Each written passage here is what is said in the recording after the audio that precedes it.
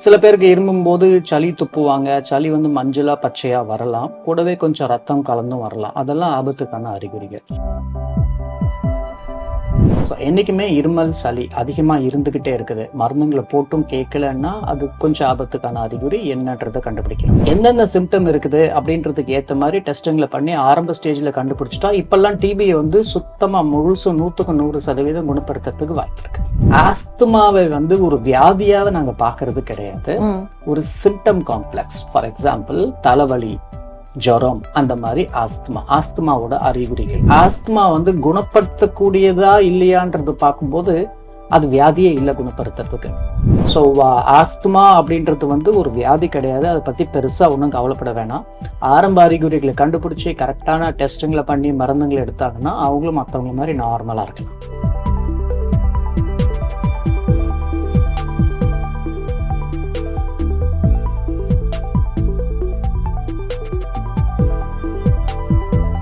அனைவருக்கும் அன்பான வணக்கம்.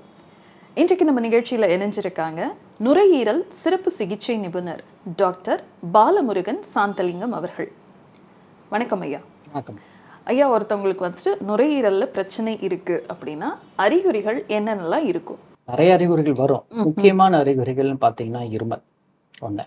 ரெண்டாவது, இருமனா சில பேருக்கு வறட்டு இருமலாக வரலாம், சில பேருக்கு சளியோட வரலாம். மூணாவது வந்து பார்த்தீங்கன்னா மூச்சு வாங்குறது, மூச்சு திணறல் வரும். கொஞ்சம் தூரம் நடந்தாலே மூச்சு வாங்க ஆரம்பிக்கும். எடுத்த உடனே ரொம்ப மூச்சு வாங்குறதும் உண்டு, கொஞ்சம் கொஞ்சமாக அதிகமாக மூச்சு வாங்குறதும் உண்டு. ஸோ இருமல், சளி, மூச்சு வாங்குறது, இது மூணுமே முக்கியமான விஷயம். இதை தவிர்த்து மற்றதெல்லாம் பார்த்தீங்கன்னா மார்பு வலி வரலாம், வீசிங் சவுண்டு கேட்கும். மூச்சு இழுத்து மூச்சு விடும்போது ஒரு விசில் அடிக்கிற மாதிரி, இல்லை ஒரு பூனை கத்துற மாதிரி கொயின்குள்ள சத்தம் கேட்கும். ஆஸ்மா வீசிங்னால கேட்கலாம். சில பேருக்கு இருமும்போது சளி துப்புவாங்க. சளி வந்து மஞ்சளா, பச்சையா வரலாம். கூடவே கொஞ்சம் ரத்தம் கலந்தும் வரலாம். அதெல்லாம் ஆபத்துக்கான அறிகுறிகள். ஸோ ஜென்ரலா வந்து நுரையீரல் சம்பந்தமான ப்ராப்ளம் இருக்குதுன்னா இந்த 5-6 அறிகுறிகள் வரும். இருமல், சளி, மூச்சு வாங்குறது, மார்வலி, வீசிங் சவுண்டு கேட்கறது, சளியில ரத்தம் வர்றது. இப்ப வந்துட்டு இருமல், சளி இதெல்லாம் வந்துட்டு நிறைய பேருக்கு காமனா இருக்க பிரச்சனைங்கய்யா. இது வந்ததுன்னா அவங்கவுங்க அப்படி இது தடவுறேன், அது தடவுறேன், நான் கொஞ்சம் சுடுதண்ணியில இது பிடிக்கிறேன், ஆவி பிடிக்கிறேன், இது சரியாயிடும், இந்த மாதிரி எல்லாம் சொல்லுவாங்க. ஒரு 2-3 நாள்ல சிலருக்கு சரியாயிடும். இப்ப பார்த்தோம்னா இல்ல இப்ப வர கோல்டு எல்லாம் பாத்தீங்கன்னா ஒரு வாரம் இருக்கு, 2 வாரம் எல்லாம் இருக்குன்னு சொல்லி நம்மளே வந்துட்டு ஆறுதல் படுத்திக்கிறோம். இது சாதாரண சளி, இருமல் தான் சொல்லிட்டு. பட் எந்த ஸ்டேஜ்ல இல்ல இது பிரச்சனை தான் எப்ப உணரணும்? Okay, fine. சரி, ஜென்ரலாக பார்த்தீங்கன்னா சீசன்ஸில், முக்கியமாக இந்த வின்டர் சீசனில் வந்து பார்த்தீங்கன்னா கோல்டு பிடிக்கும். கோல்டுன்னா உங்களுக்கு இருமல், சளி, மூக்கடைப்பு, தும்மல்னு வரும். இது ப்ரிடாமினென்ட்லி இது வந்து வைரல்னால வரும், வைரஸஸ்னால வரும். நிறைய வைரஸ், கோவிட் வைரஸ், அந்த மாதிரி இப்போ இன்ஃப்ளூயன்ஸா நிறைய பரவுது, இந்த மாதிரி வைரஸ்னால தான் வரும். நீங்கள் சொன்ன மாதிரி வைரஸ்னு வந்துச்சுன்னு சொன்னால் நோய் எதிர்ப்பு சக்தி நல்லா இருக்குது. ஸோ ப்ராப்ளமே இல்லாமல் 2 நாள் 3 நாள் அதுவாக சரியாகணும். சில பேருக்கு கோமார்பிட் டிசீஸ்னு சொல்லுவோம், கூடவே இருக்கிற மற்ற வியாதிகள். ஃபார் எக்ஸாம்பிள், ஒருத்தவங்களுக்கு சக்கரை வியாதி இருக்குதுன்னு சொன்னால் நோய் எதிர்ப்பு சக்தி கம்மியாக இருக்கும். சர்க்கரையோட அளவு அதிகமாக இருந்ததுன்னா நோய் எதிர்ப்பு சக்தி குறைஞ்சிரும். ஸோ இந்த வைரஸ் வந்து உடம்பு விட்டு போகிறதுக்கு கொஞ்சம் நாள் ஆகும். ஒன்று. ரெண்டாவது, இந்த வைரஸ் வந்துட்டு போச்சுன்னு சொன்னால் அதனாலேயே உடம்புல நோய் எதிர்ப்பு சக்தி குறையும். ஸோ பாக்டீரியல் இன்ஃபெக்ஷன் திரும்பியும் வரும். ஸோ என்றைக்குமே இருமல், சளி அதிகமாக இருந்துக்கிட்டே இருக்குது. மருந்துங்களை போட்டும் கேட்கலன்னா அது கொஞ்சம் ஆபத்துக்கான அறிகுறி என்னன்றதை கண்டுபிடிக்கணும். ஒன்று. ரெண்டாவது, யூஸ்வலாக வைரஸ்னால வர இருமல், சளி வந்து ட்ரை காஃபாக இருக்கும். மூக்கு வந்து தண்ணி மாதிரி ஒழுகும், மூக்கு அடப்பு இருக்கும். பட் மூக்குல இருந்து சளி வருது, இல்லை இருமனா நெஞ்சுக்குள்ள இருந்து சளி வருது, சளி மஞ்சளா இருக்குது, பச்சையா இருக்குதுனாலே இது வந்து பாக்டீரியாவுக்கான அறிகுறி. அப்பதான் ஆன்டிபயோட்டிக்ஸ் போடணும். எடுத்த உடனே ஆன்டிபயோட்டிக்ஸ் எல்லாம் போட்டு வைரல் டிசீசஸ்க்கு நீங்க போட்டீங்கன்னா என்னவாகும்? ஒன்று, அது தேவைப்படாது. ரெண்டாவது, அதோட காஸ்ட் அதிகமாகும். மூணாவது, மருந்துகளோட பக்க விளைவுகள் அதிகமாகும். நாலாவது, முக்கியமான விஷயம் ரெசிஸ்டன்ஸ் வரும். ரெசிஸ்டன்ஸ் வந்துச்சுன்னு சொன்னா அந்த பாக்டீரியா அதுக்கு உணர்ந்துடும் இந்த மருந்து இருக்குது அப்படின்ட்டு. ஸோ நெக்ஸ்ட் டைம் உண்மையாலுமே தேவைப்படும் போது அந்த மருந்துங்களை போட்டால் மருந்துங்க வேலை செய்யாது, வியாதி அதிகமாகிடும். ஒன்று. கவர்மெண்ட் ரெகுலேஷன்ஸ் படி முக்கியமாக இருமல், சளி 2 வாரத்துக்கு மேலே தொடர்ந்து இருக்குது அப்படின்னாலே எக்ஸ்ரே எடுத்து பார்க்கணும். ஏன்னா நம்ம ஊர்ல வந்து டிவி வந்து கொஞ்சம் அதிகமா இருக்குது. ஸோ டிபியா இருக்கிறதுக்கான கண்டுபிடிக்கிறதுக்கு 2 வாரத்துக்கு மேல இருமல், சளி இருந்தாலே அப்ஃப்ரண்ட் முதல்ல போயிட்டு பக்கத்துல இருக்கிற டாக்டர் அணுகுனீங்கன்னா அவங்க வந்து ஒரு எக்ஸ்ரே எடுப்பாங்க, சளி டெஸ்ட் பண்ணுவாங்க, அது டிபி தானான்றதை கண்டுபிடிக்கணும். ஒன்று. இன்னொரு விஷயம் ஸ்மோக்கிங். ஸ்மோக் பண்றாங்க, இருமல் இருக்குது, அது 2 காரணங்களா இருக்கலாம். ஒன்று சிஓபிடின்ற வியாதினால வரலாம். ரெண்டாவது ஹெவியா ஸ்மோக் பண்றாங்க, இருமல் சளி இருந்துகிட்டே இருக்குதுன்னா அது ஆரம்ப ஸ்டேஜில் புத்துநோய்க்கான அறிகுறியா கூட இருக்கலாம். ஓகே. ஸோ ஸ்மோக்கிங்கை நிறுத்திட்டு ஒரு மருத்துவர் அணுகுனீங்கன்னா அது பிகினிங்லேயே கண்டுபிடிச்சி குணப்படுத்துறதுக்கு வாய்ப்பு இருக்கு. ஓகே. இப்ப நீங்க வந்துட்டு டிபி அதிகமா இருக்குன்னு சொன்னீங்க இல்லையா? இப்ப வந்துட்டு இது டிபியாவும் இருக்கலாம். இன்னொன்னு வந்துட்டு இந்த மாதிரி குழந்தைங்களுக்கு நிறைய இந்த மாதிரி இருமல், சளி எல்லாம் இருக்கும்போது அது நிமோனியாவும் இருக்கிறதுக்கும் வாய்ப்பு இருக்கு. கண்டிப்பா அது வந்துட்டு எப்படி கண்டுபிடிப்பாங்க? இப்ப இது வந்துட்டு டிபி இல்லைன்னா நிமோனியா, எப்படி இது பண்ணுவாங்க? சிம்பிள். அதாவது எல்லா டிபியும் நிமோனியான்னு தான் சொல்லுவோம். நுரையீரலை பாதிக்கிற டிபியை நிமோனியான்னு தான் சொல்லுவோம். டிபி நிமோனியான்னு தான் சொல்லுவோம். நிமோனியானா இன்ஃபெக்ஷன். இன்ஃபெக்ஷன்னால நெஞ்சுக்குள்ளார சளி கட்டுது. இன்ஃபெக்ஷனுக்கான காரணம் பாக்டீரியாவா இருக்கலாம், வைரஸா இருக்கலாம், மற்ற கிருமிகளா இருக்கலாம். பாக்டீரியால முக்கியமான பாக்டீரியா ஸ்ட்ரெப்டோகாக்கஸ்ன்னு சொல்லுவோம், நிமோனியா வர்றதுக்கான. மற்ற காரணங்கள் இருக்குது, ஸ்டாஃபிலோகாக்கஸ் அப்படி. அதுல ஒரு பாக்டீரியா டிபி பாக்டீரியா.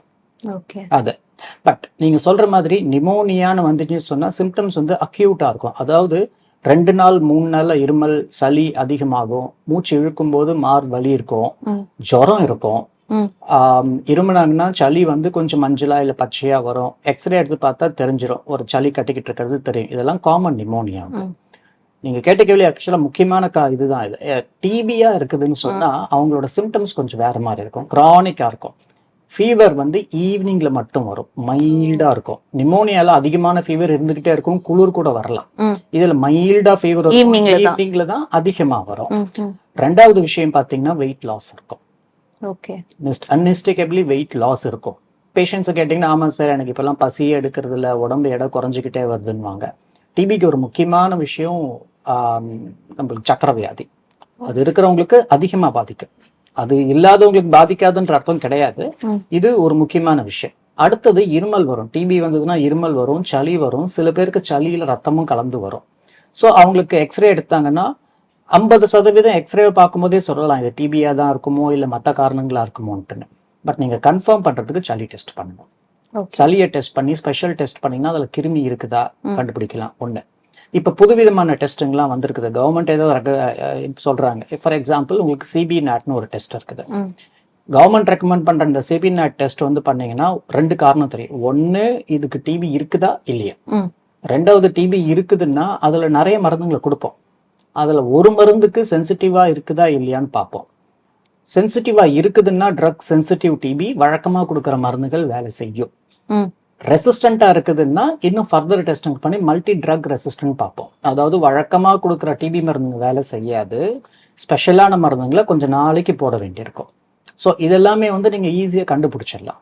சளி டெஸ்ட் பண்ணணும், எக்ஸ்ரே எடுக்கணும், அதுக்கேற்ற மாதிரி பண்ணணும். டிபி வந்து உங்களுக்கு நுரையீரலை மட்டும் தாக்காது. நுரையீரலை சுத்தி ஒரு கவரிங் இருக்கும், பிளூரான்னு சொல்லுவோம். பிளூராவுக்கு வெளியில இன்னொரு கவரிங் இருக்கும், அதுவும் ஒரு பிளூரா. அது ரெண்டுத்துக்கும் நடுவுல நீரா சேரலாம். சில பேருக்கு கழுத்துல உடம்புல நெறி கட்டும், அதுக்கும் டிபி காரணமா இருக்கலாம்.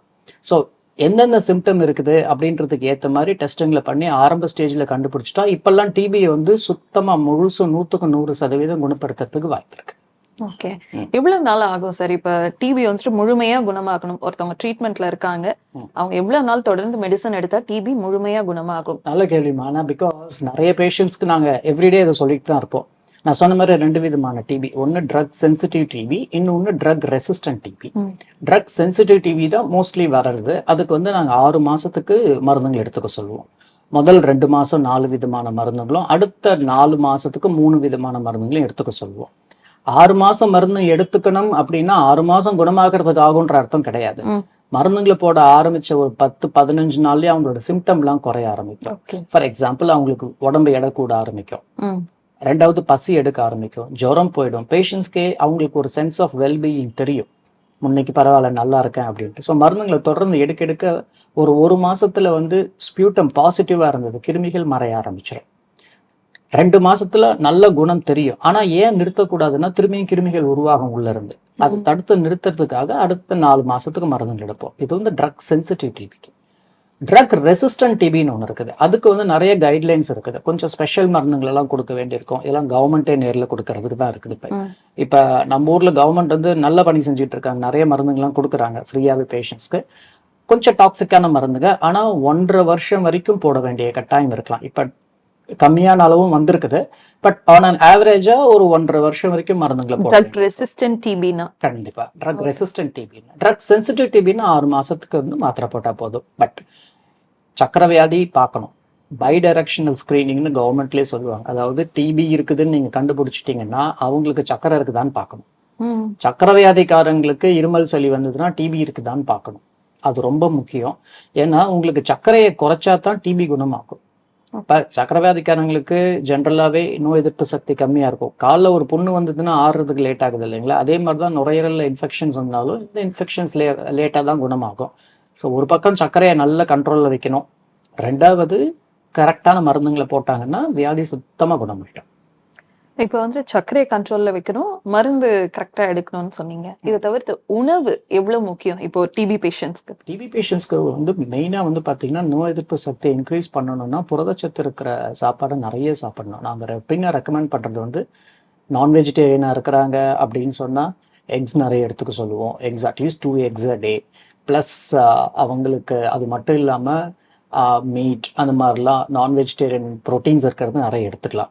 வெஜிடேரியன்ஸாக இருக்கிறாங்கன்னு சொல்லும்போது வெஜிடேரியன்ஸ்க்கு புரதச்சத்துக்கள் கிடைக்காதுன்னு கிடையாது. நிறைய புரதச்சத்து இருக்கிற சாப்பாடை கண்டுபிடிச்சி அவங்க எடுத்துக்கலாம். பன்னீரில் நிறைய ப்ரோட்டீன் இருக்குது. தென் காய்கறிகள், கீரைகள், பழங்கள் இதெல்லாம் எடுத்துட்டாங்கன்னா அவங்களோட நோய் எதிர்ப்பு சக்தி ஒரு பக்கம் இன்க்ரீஸ் ஆகும். ஸோ இதனால வந்து குணமாகிறதுக்கான வாய்ப்புகள் இன்னும் அதிகமாகும். ஓகே. டிபிக்கு வந்து 6 months ஒரு இது, இன்னொன்று 1.5 years. இதே நிமோனியா அப்படின்னு இருக்கும்போது அது முழுமையா குணமாக எவ்வளவு காலம் ஆகும்? நிமோனியான்றது வந்து மற்ற கிருமிகள்னால வருது. ஸ்ட்ரெப்டோகாக்கஸ், ஸ்டெஃபிலோகாக்கஸ், கிளிப்சியல்லா, சூடோமோனாஸ் இந்த மாதிரியான கிருமிகள்னால வருது. ஜென்ரலாக பார்த்தீங்கன்னா அதுங்களுக்கு ஆரம்பத்தில் கண்டுபிடிச்சி ஸ்பியூட்டம் வந்து கல்ச்சர் பண்ணுவோம். இப்பெல்லாம் டெஸ்ட் பண்ணி இந்த கிருமி தான் அப்படின்னு கண்டுபிடிச்சி சொல்லுவாங்க. ஒன்று. ரெண்டாவது இந்த கிருமிக்கு இந்த மருந்து தான் இப்போ வேலை செய்யும் அப்படின்னு சொல்லுவாங்க. அந்த மருந்துங்களில் எதனாவது ஒரு இல்லைன்னா 2 மருந்துங்களை ஆட் பண்ணுவோம். குறைஞ்சபட்சம் 7 நாள்லேருந்து 10 நாள் வரைக்கும் தேவைப்படலாம் அந்த ஆன்டிபயோட்டிக்ஸ். ஆன்டிபயோட்டிக்ஸ் எடுத்தீங்கன்னா கிருமி தாக்குதல் நின்றுடும். ப்ளஸ் எக்ஸ்ட்ராவா லைக் இருமல் சளி இருக்குது, சளி வெளியில வர்றதுக்கான மருந்துங்க. இது நான் ஏன் சொல்றேன்னா நிறைய ப்ரிஸ்கிரிப்ஷன்ஸ் நான் இப்போ பார்க்கறது வந்து எனக்கு இருமல் இருக்குதுன்னு போனேன் சார், அந்த மருந்துங்களை கொடுத்தாங்க, இருமல் கேட்கவே இல்லைன்னுவாங்க. என்னன்னா இருமல் நிற்கிறதுக்கான மருந்துங்களை கொடுத்துருப்பாங்க. ஆக்சுவலா இருமல் நிற்கிறதுக்கான மருந்துங்களை போடக்கூடாது. இருமலா சளி வருதுன்னும் போது சளி வெளியில வர்றதுக்கு மருந்துங்களை கொடுக்கணும். பிளஸ் சளி ஏறதுக்கு மருந்துங்களை கொடுக்கணும். எந்த காரணத்துக்காக நோய் வருதோ அந்த அதுக்கு மருந்துங்களை கொடுக்கணும் நீங்க. சரிங்களா? இதெல்லாம் நீங்க பண்ணீங்கன்னா மிஞ்சி மிஞ்சி போனா ஒரு 7 நாள் மேக்சிமம் 10 நாள் உங்களுக்கு நிமோனியா சுத்தமா குணமாயிடும். ஓகே ஐயா, அடுத்து வந்து ஆஸ்துமா. எல்லாருக்கும் இருக்க கேள்வி வந்துட்டு ஆஸ்துமாவை முழுமையாக குணப்படுத்த முடியுமா? Okay okay. சரி, ஆஸ்துமாவை வந்து ஒரு வியாதியாவை நாங்க பாக்குறது கிடையாது. ஒரு சிம்டம் காம்ப்ளெக்ஸ். ஃபார் எக்ஸாம்பிள் தலைவலி, ஜுரம், அந்த மாதிரி ஆஸ்துமா. ஆஸ்துமாவோட அறிகுறிகள் ஜென்ரலா பாத்தீங்கன்னா மூச்சு வாங்கும், மூச்சு தொட்டா விசிலிங் சவுண்டு கேட்கும். உள்ள முக்கியமா நீங்க பார்க்க வேண்டியது சின்ன பசங்களுக்கு வந்து வீசிங் சவுண்டு கேட்காது. ஆஸ்துமா இருக்கும் ஆனா வீசிங்கா கேட்காது, இருமலா வரும். காஃப் வேரியன்ட் ஆஸ்துமான்னு சொல்லுவோம். அதாவது ஆஸ்துமா சின்ன பசங்களுக்கு 80%, பெரியவங்களுக்கு 20% இந்த காஃப் வேரியன்ட் ஆஸ்துமா இருக்கும். ஆஸ்துமா வந்து வீசிங்கா வராது, மூச்சு வாங்காது, ஆனா இருமலா வரும். ஆஸ்துமானால வர இந்த இருமல் காஃப் வேரியன்ட் ஆஸ்துமா வந்து ப்ரிடாமினன்ட்லி ட்ரையா இருக்கும், இல்லை கொஞ்சம் மியூக்காய்டா சளி வரும். ரெண்டாவது ராத்திரி ஆக ஆக அதிகமா இருக்கும். அதான் முக்கியமான சிம்டம் சொல்லுவாங்க. நைட்ல தான் சார் எனக்கு மூச்சு இருமல் வருதுன்னுவாங்க. பெட்ல போய் படுத்தாங்கன்னா இன்னும் அதிகமா இருமல் ஆரம்பிக்கும். சில சமயம் வெடிகாலையில எழுந்திருக்கும் போதே அவங்க இருமலோட தான் எழுந்திருப்பாங்க. நீங்க லிட்டர் கணக்குல சிரப் குடிச்சாலும் கேட்காது. அதுக்குன்னு ஸ்பெசிஃபிக்கான டெஸ்டிங்ல பண்ணி அப்பதான் உங்களுக்கு அதுக்கான மருந்துங்களை போட்டா, இன்ஹேலர்ஸ் போட்டீங்கன்னா கண்டிப்பா சரியாகும். இன்ஹேலர்ஸ்னு சொன்னாலே ஆஸ்துமா பேஷண்ட்ஸ்க்கு நான் தனியா சொல்றேன். பட் நீங்க சொன்ன மாதிரி ஆஸ்துமா வந்து குணப்படுத்தக்கூடியதா இல்லையான்றது பார்க்கும்போது அது வியாதியே இல்லை குணப்படுத்துறதுக்கு. இப்ப நான் சொன்ன மாதிரி சக்கரை வியாதி, அதை மருந்துங்களை போட்டு கண்ட்ரோல்ல வைக்கலாம். நீங்க கேட்டது டிபி, மருந்துங்களை போட்டு குணமாக்கலாம். பட் இது வந்து வியாதி கிடையாது. இது எப்பவுமே சரி தலைவலின்னு எடுத்துக்கோங்க. தலைவலிக்கு நிறைய காரணங்கள் இருக்கு. இன்னைக்கு தலைவலி வந்து ஒருத்தருக்கு சொத்துப்பல் இருந்தால் தலைவலிக்கும், பிபி அதிகமானா தலைவலிக்கும், உங்களுக்கு கண்ணுக்குள்ளார ப்ரெஷர் அதிகமானா தலைவலிக்கும், காமன் கோல்டு பிடிச்சா தலைவலிக்கும். என்ன காரணத்தினால தலைவலி இருக்குதோ அதை சரி பண்ணணும். சைனஸ் இருக்குது, தலைவலிக்குது, சைனசைட்டிஸை சரி பண்ணா தலைவலி போகும்.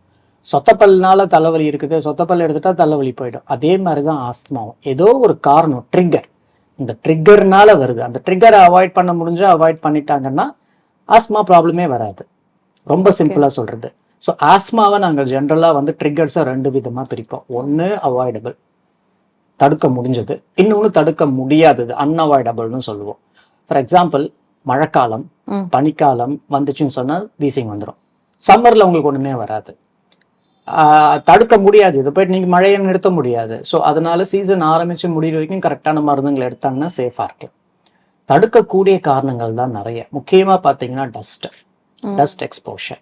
டஸ்ட் பட்டா வீசிங் வந்துடும். ரெண்டாவது ஸ்ட்ராங்கான ஸ்மெல், ஊதுவத்தி, புகை, பெயிண்ட், சாம்பிராணி. இது ஃபீமேல்ஸ்க்கு பார்த்தீங்கன்னா சமையல் அறைக்குள்ளே போனாங்கனாலே அந்த ஸ்மெல்லே வர ஆரம்பிக்கும். ஸோ இது ஒரு பக்கம். வீட்டுக்குள்ளே இருக்கிற அலர்ஜன், சில பேர் வீட்டில் நாய், பூனை, பறவைங்க வளர்ப்பாங்க, அதனால வரலாம்.